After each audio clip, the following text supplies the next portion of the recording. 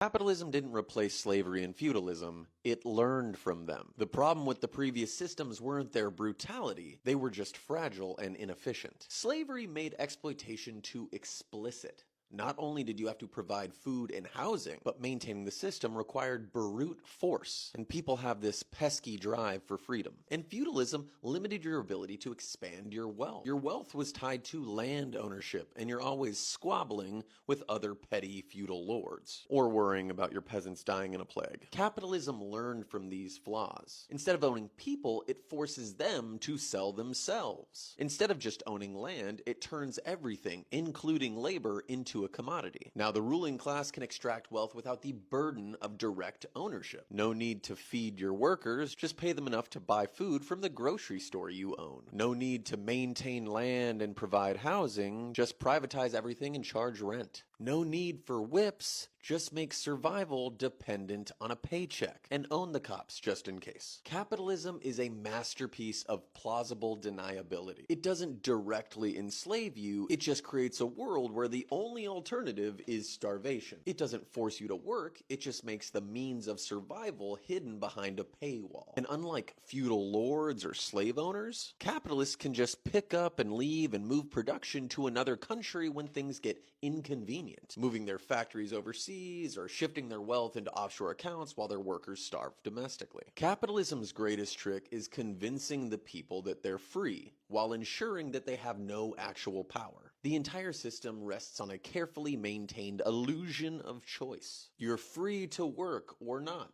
But if you don't, you die. You're free to vote for the candidate the billionaires chose. You're free to speak out, protest with a permit. And if you ever start questioning why a small group of people have all of the wealth while everyone else does the work, capitalism will do one of three things. Distraction.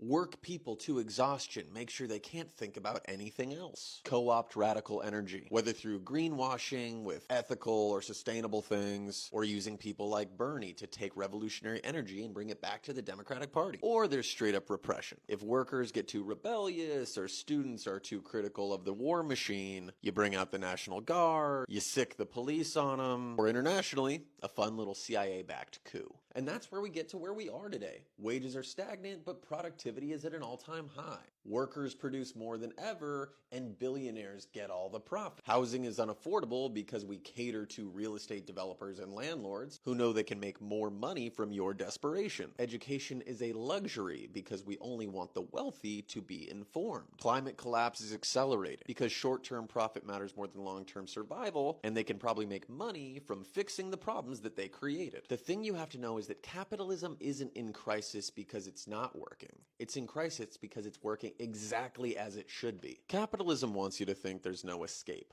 But history says otherwise. Every exploitative system was once unchallengeable until people burned it to the ground. The question here isn't if capitalism will fall. It's what are we gonna build in its place? The evil left, the Marxists and communists and socialists, think that exploitation here is the core problem.